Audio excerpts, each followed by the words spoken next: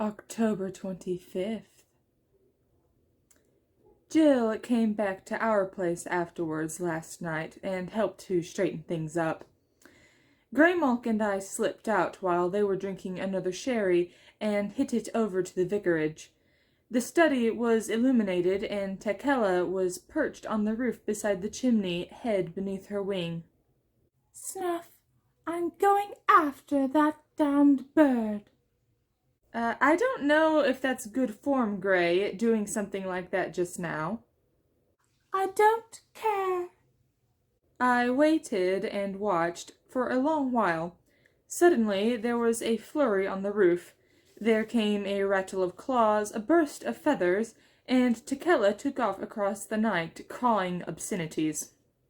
Greymalk descended at the corner and returned. "Nice try," I said. No, it wasn't. I was clumsy. She was fast. Damn. We headed back. Maybe you'll give her a few nightmares anyway. That'd be nice. Growing moon, angry cat, feather on the wind. Autumn comes. The grass dies. The morning dealt us a hand in which last night's small irony was seen and raised. Greymalk came scratching on the door, and when I went out, she said, Better come with me. So I did. What's it about? I asked. The constable and his assistants are at Owen's place, investigating last night's burnings. Thanks for getting me. This should be interesting. Maybe. When we got there, I understood the intimation in her word. The constable and his men paced and measured and poked. The remains of the baskets and the remains which had been in the baskets were now on the ground. There were, however, the remains of 4 baskets and their contents, rather than the 3 I remembered so well. "Oh-ho!" I said. Indeed. I considered the inhuman remains of the 3 and the very human remains of the 4th. "Who?" I asked. Owen himself. Someone stuffed him into one of his baskets and torched it. "A brilliant idea, even if it was plagiarized," I said. Go ahead and mock, said a voice from overhead. He wasn't your master. Sorry, Cheeter, I said, but I can't come up with a lot of sympathy for a man who tried to poison me. He had his crochets, the squirrel admitted, but he also had the best oak tree in town. An enormous number of acorns were ruined last night. Did you see who got him? No, I was across town, visiting Nightwind. What'll you do now? Bury more nuts. It's going to be a long winter, and an outdoor one. You could join Macabre and Morris. No, I think I'll follow Quickline's example and call it quits. The game is getting very dangerous.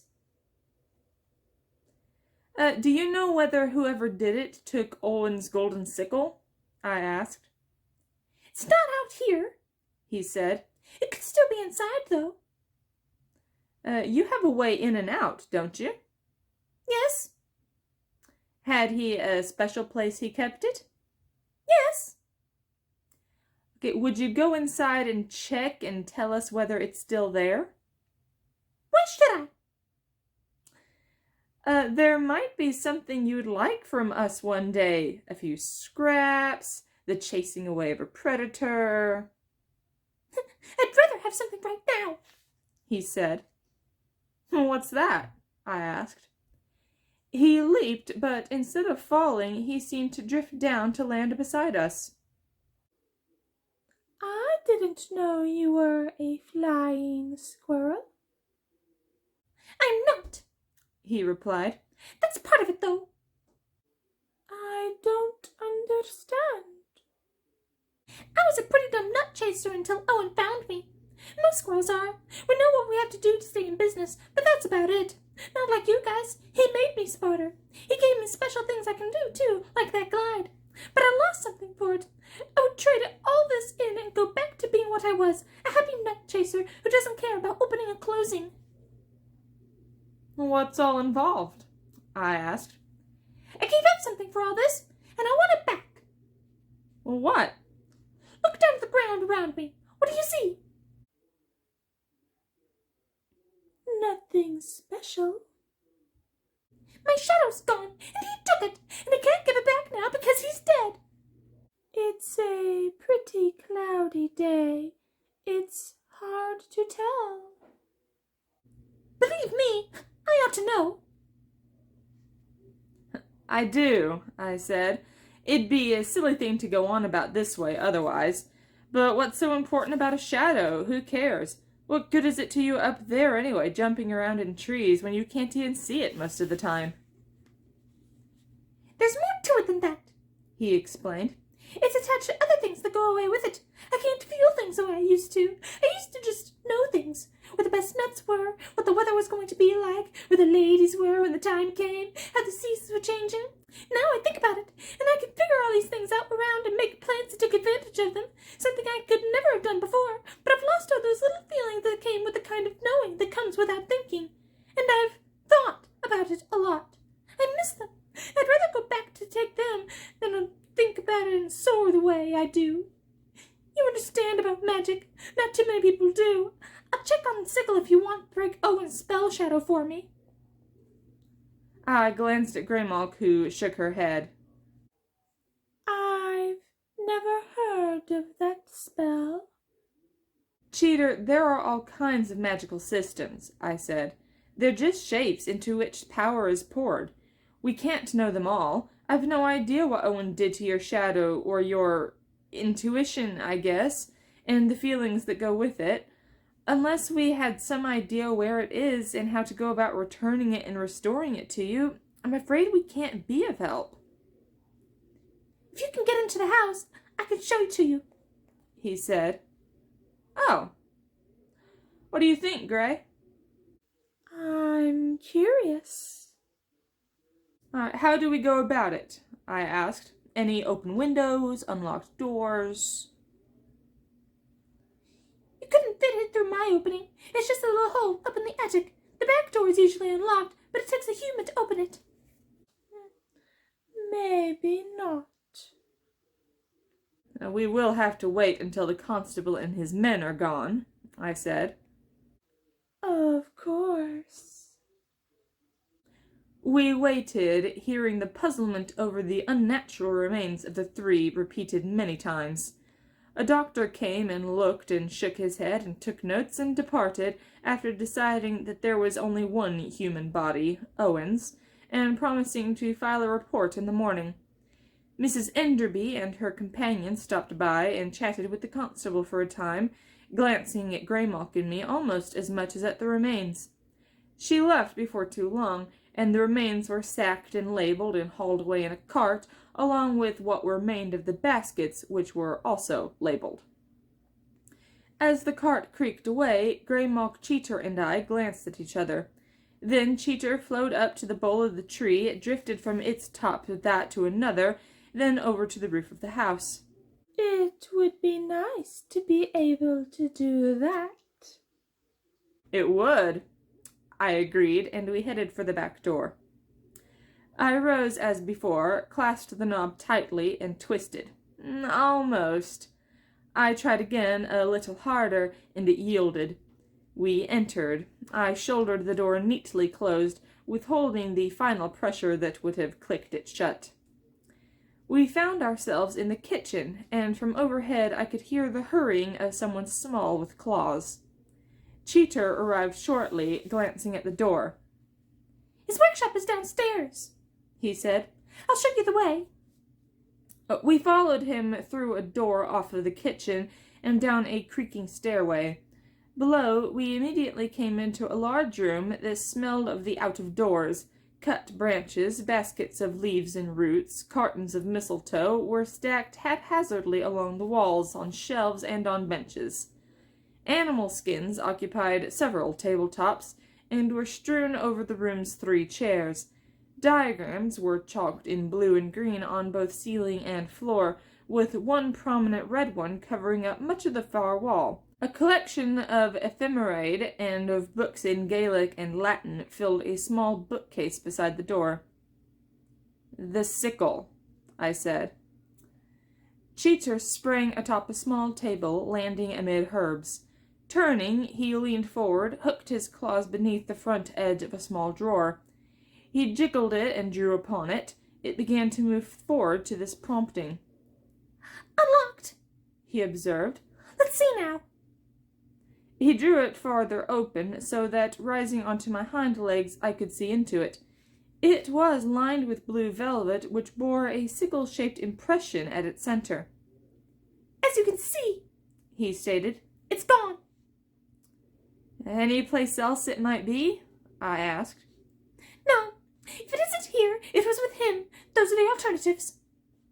"I didn't see it anywhere outside, on the ground, or in that mess." "Then I'd say someone took it," Cheeter said. "Odd," I said then. It was a thing of power, but not really one of the game tools, like the wands, the icon, the pentacle, and usually the ring. "Then someone just wanted it for the power, I guess," Cheeter said. "Mostly, I think, they wanted Owen out of the game." Probably. I'm trying to link his death to Rostov's now. It would be strange to consider the killer as one player, though, with Owen an opener and Rostov a closer. Cheeter said, jumping down. "I don't know. Maybe, maybe not. Rostov and Owen had some long talks very recently. I got the impression from listening that Owen was trying to talk Rostov into switching. All his liberal sympathies and his Russian sentiments could have been pushing him into a revolutionary direction." "Really? Then, if someone's killing openers, Jill could be in danger. Who else knew of their talks?" "No one I could think of. I don't think Rostov even told Quicklime, and I didn't tell anyone, until now." "Where did they talk?" "Upstairs, kitchen or parlor."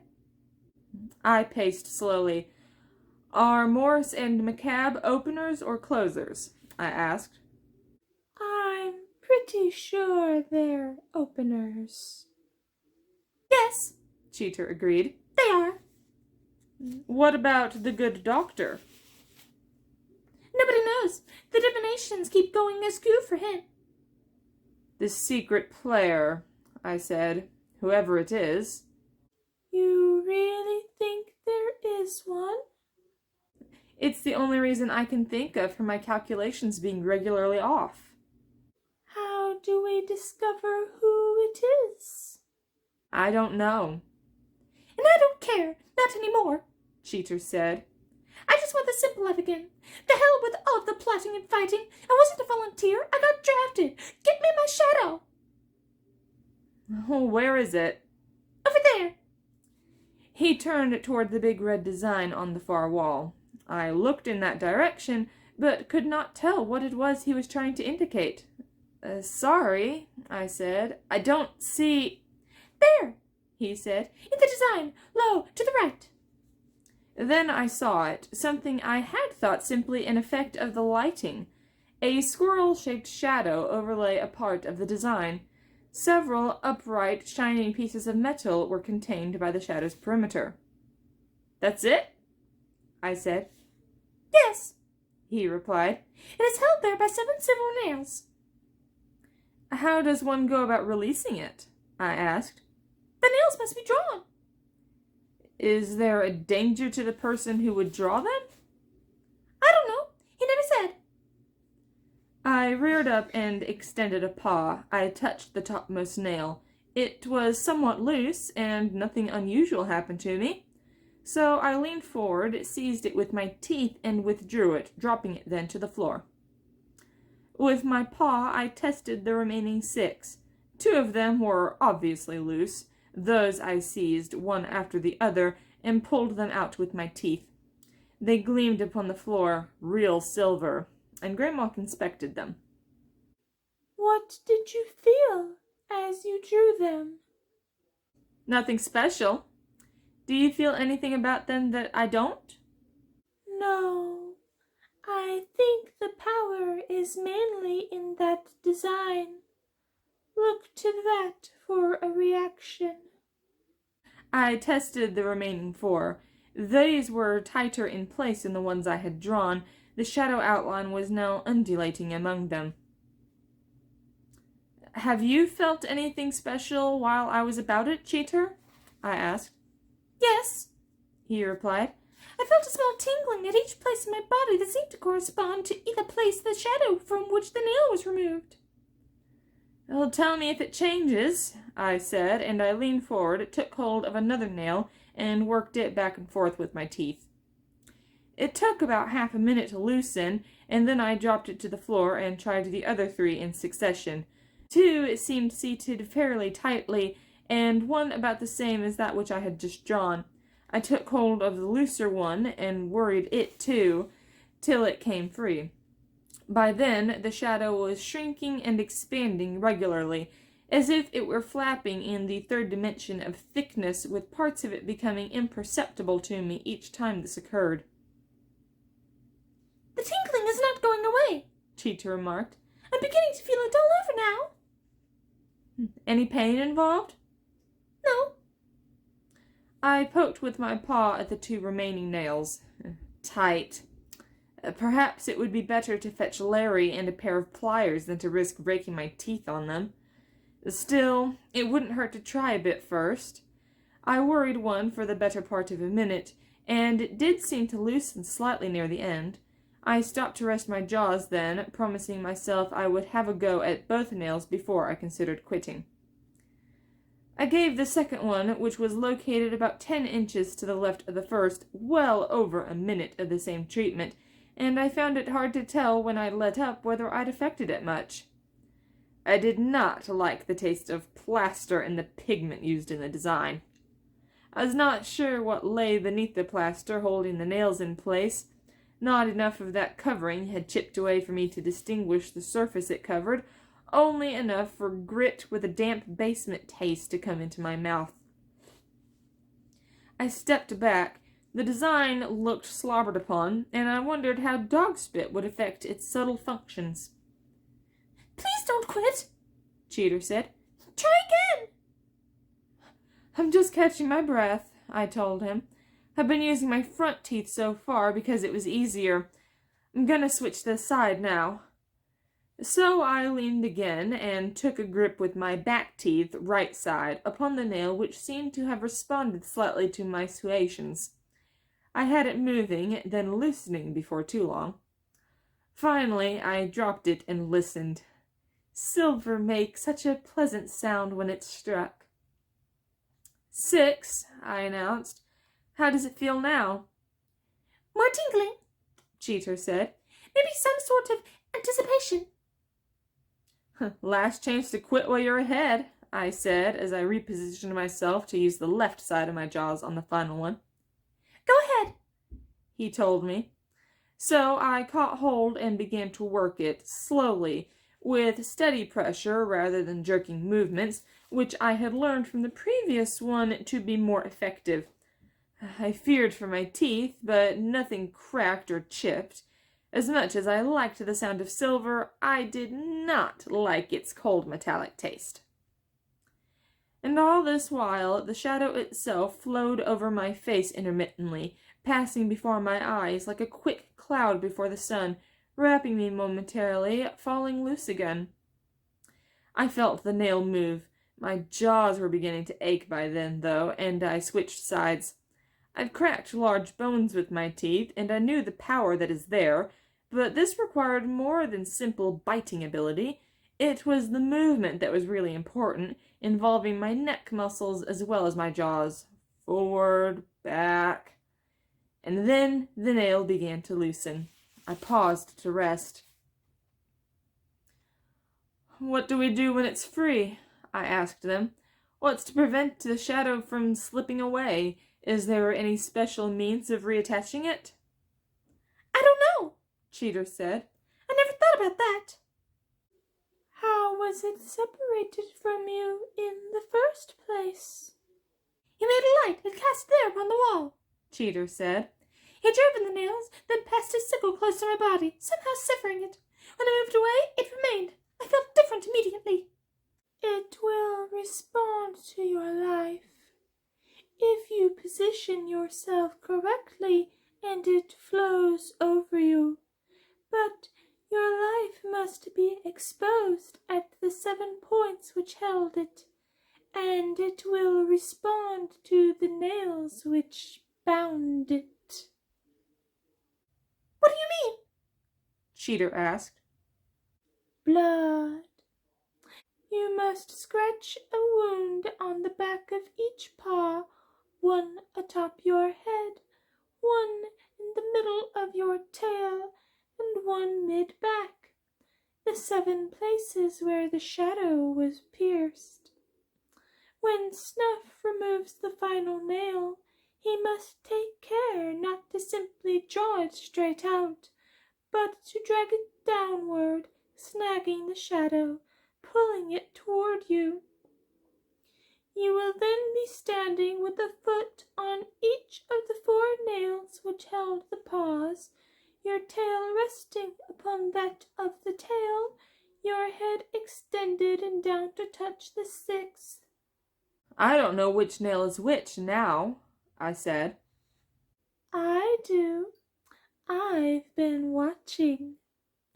Then Snuff will drag the shadow over you and drop its nail upon your back at the place of the 7th wound. This should serve to bind it to you again. Gray, how do you know all of this? I was recently given a small wisdom. By the High Cat? Hush! This place is not that place. Leave it there. Sorry. She moved to position the nails, and Cheeter scratched himself, paws, head, and tail. I could smell his blood. I can't reach my back for the 7th, he said. Her right paw slashed forward, opening a bright inch at the middle of his back. It came too fast for him to even flinch. There. Position yourself on the nails as I have instructed. He moved and did so, sprawled motionless then. I returned to the final nail, taking hold and pulling it slowly. As soon as I felt it come loose, I dragged it down the wall and across the floor toward Cheeter, never lifting it from contact with the surface the entire while. I had no idea, though, whether the shadow was coming along with it, and I was in no position to ask. Still, if it weren't, I guessed Greymonk would have said something. Lead it over to him and drop it upon his back, at the place of my mark. I did that, stepping back immediately afterwards. Do you know whether it's taken hold? I asked Cheeter. I can't tell, he said. Well, do you feel any different? I don't know. What's now, Gray? I asked. How long do we wait to see whether it's attached? Let's give it a minute or 2. The design, Cheeter said then. It's changing. I turned and looked. There might have been a trace of movement to it as I did so, but it was gone by the time I faced it. It did look smaller, though, a bit less extended to the left and differently disposed to the right, and its colors seemed brighter. I think that means it's in place now, he said. I want to move. He sprang up and raced across the floor, scattering the nails. He bounded halfway up the stair, turned, and looked back at us. It was too dim to see whether he'd achieved the desired result. Come on, he said. Let's go out. We followed him, and I opened the kitchen door without difficulty. As soon as I did, he rushed past us. The sun had come out, and as he flashed across the yard, we could see the shadow which accompanied him. He leaped up onto a wall, hesitated, looked back. "Thanks," he said. "Where are you headed?" I asked. "The woods. Goodbye." Then he was off the wall and away.